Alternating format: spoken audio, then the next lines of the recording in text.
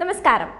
പലസ്തീനിലെ ആശുപത്രിക്ക് $6.45 കോടി ഗ്രാന്റ് നൽകിയിരിക്കുകയാണ് UAE.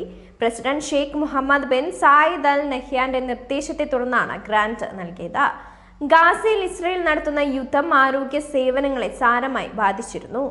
പലസ്തീൻ സ്വദേശികളുടെ ആരോഗ്യ പരിരക്ഷ വർദ്ധിപ്പിക്കുന്നതിന്റെ ഭാഗമായാണ് ഈ നടപടി. അതേസമയം ലോകാരോഗ്യ സംഘടന പോലുള്ള രാജ്യാന്തര ഏജൻസികളുമായി സഹകരിച്ചാണ് UAE ആരോഗ്യ മേഖലയ്ക്ക് സഹായം ലഭ്യമാക്കുന്നത്. 1968 20 കിടക്കകളോടെ ആരംഭിച്ച ആശുപത്രി പിന്നീട് 250 കിടക്കകളോടെ വിപുലീകരിച്ചിരുന്നു. അധിനിവേശ വെസ്റ്റ് ബാങ്ക്, ഗാസ എന്നിവിടങ്ങളിൽ നിന്നുള്ള 66,000-ലധികം പേർക്ക് സേവനം നൽകുന്നുണ്ട്. ഈ ആശുപത്രിക്ക് 950 മെഡിക്കൽ അഡ്മിനിസ്ട്രേറ്റീവ് ജീവനക്കാരുണ്ട്. കോവിഡ് കാലത്ത് പ്രാദേശിക സർക്കാർ ധനസഹായം വെട്ടിക്കുറച്ചതിനെ തുടർന്ന് അടച്ചുപൂട്ടലിന്റെ വക്കിലായിരുന്ന ആശുപത്രിക്കായി 2022 ജൂലൈയിൽ UAE $2.5 കോടി നൽകിയിരുന്നു. കൂടാതെ ഗാസയിൽ ഇസ്രയേൽ യുദ്ധം ആരംഭിച്ച ശേഷം 65,000 ടണ്ണിലധികം ദുരിതാശ്വാസ സാമഗ്രികളാണ് UAE എത്തിച്ചു നൽകിയത്. അതേസമയം ഇസ്രയേൽ ഗാസയിൽ തുടരുന്ന ബോംബാക്രമണങ്ങളിൽ 24 മണിക്കൂറിനിടെ 65 പലസ്തീനുകാരാണ് കൊല്ലപ്പെട്ടത്. ഈജിപ്ത് അതിർത്തിയോട് ചേർന്ന റഫയിലെ ടെൽ അൽ സുൽത്താൻ മേഖല ഇസ്രായേൽ സൈന്യം വളഞ്ഞതോടെ ഭക്ഷണവും വെള്ളവുമില്ലാതെ 1/2 ലക്ഷത്തോളം പലസ്തീനുകാർ കുടുങ്ങിയിരിക്കുകയാണ്. അതേസമയം കഴിഞ്ഞ ആഴ്ച ഈജിപ്ത് മുന്നോട്ട് വെച്ച പുതിയ വെടിനിർത്തൽ കരാറിനോട് ഇസ്രായേൽ പ്രതികരിച്ചിട്ടില്ല.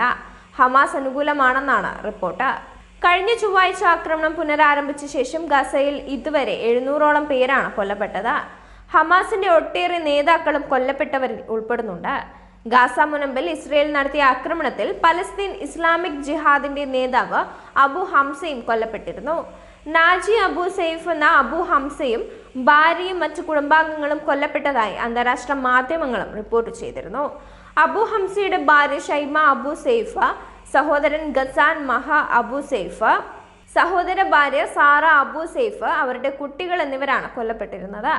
അതേസമയം പലസ്തീൻ ഇസ്ലാമിക് ജിഹാദിന്റെ വക്താവിന്റെ കൊലപാതകം ഇസ്രയേൽ സൈന്യമോ വ്യോമസേനയോ ഇതുവരെയും സ്ഥിരീകരിച്ചിട്ടില്ല. അതേസമയം കഴിഞ്ഞ ദിവസം ഹമാസിന്റെ ഒരു ഉന്നത നേതാവിനെയും ഒരു ഇസ്രയേലി ബന്ദി ഉൾപ്പെടെ കുറഞ്ഞത് 400 സാധാരണക്കാരെയും ഇസ്രയേൽ വധിച്ചതായും ഹമാസ് അവകാശപ്പെട്ടതിന് തൊട്ടു പിന്നാലെയായിരുന്നു ഈ സംഭവം. പലസ്തീൻ പ്രദേശത്ത് ഇസ്രയേലി ബോംബാക്രമണങ്ങളും കരപ്രവർത്തനങ്ങളും പുനരാരംഭിച്ച് 7 ദിവസങ്ങൾ പിന്നിട്ടപ്പോൾ ഗാസയിൽ ഇസ്രയേൽ നടത്തിയ വ്യോമാക്രമണത്തിൽ അൽ ജസീറയിൽ ജോലി ചെയ്യുന്ന ഒരു പത്രപ്രവർത്തകൻ കൊല്ലപ്പെട്ടുവെന്ന് അൽ ജസീറയും ഗാസയിലെ സിവിൽ ഡിഫൻസ് റെസ്ക്യൂ ഏജൻസിയും അറിയിച്ചിരുന്നു. ഖത്തരി വാർത്താ ചാനലിൽ ജോലി ചെയ്തിരുന്ന ഹുസാം ഷിബാത്തിന്റെ കാറിന് നേരെ തിങ്കളാഴ്ച ഉച്ചകഴിഞ്ഞ് വടക്കൻ പട്ടണമായ ബേത്ത് ലാഹിയയിലെ ഒരു പെട്രോൾ പമ്പിന് സമീപം ഇസ്രയേൽ ഡ്രോൺ ആക്രമണം ഉണ്ടായതായി സിവിൽ ഡിഫൻസ് അറിയിച്ചിരുന്നു. ഗാസ മുനമ്പിലെ വിവിധ പ്രദേശങ്ങളിലായി ഷിബാത്തിന്റെ കാറുകൾ ഉൾപ്പെടെ 10-ലധികം കാറുകൾ വ്യോമാക്രമണം ലക്ഷ്യമിട്ടതായി സിവിൽ ഡിഫൻസ് ഏജൻസി വക്താവ് മഹ്മൂദ് ബസാലും പറഞ്ഞിരുന്നു.